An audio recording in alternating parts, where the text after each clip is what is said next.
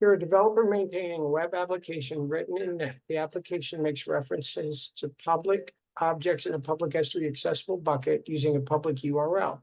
While doing a code review, your colleague advises that the approach is not a best practice because some of the objects contain private data. After the administrator makes the S3 bucket private, you can no longer access the S3 objects, but you would like to create an application that will enable people to access some objects as needed with a time policy constraint. Which of the following options will give access to the objects? Bucket policy, routing policy, pre-signed URIM policy. Using pre-signed URL. Using their own security. I know this stuff. Okay, here we go.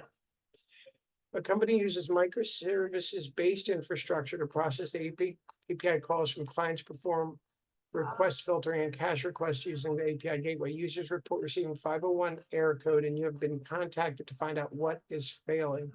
Which service will you choose? X-Ray, API Gateway, CloudTrail, CloudWatch. X-Ray. All right, here we go, the big one.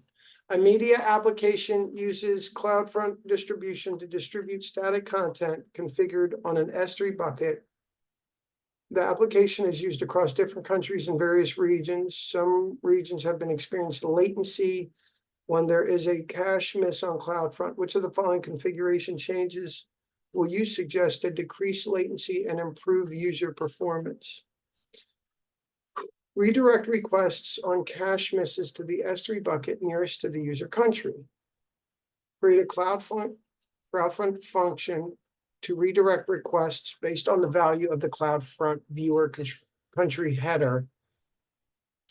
Associate the CloudFront function with the distribution's origin request event. Okay. Redirect requests on cache misses to S3 bucket nearest to the user country. Create a Lambda edge function to redirect requests based on the value of the CloudFront viewer country. Associate the Lambda edge function with the distribution's viewer request event. All right, two more. All right, they both have the same first sentence as the other two. So let's go to the next one.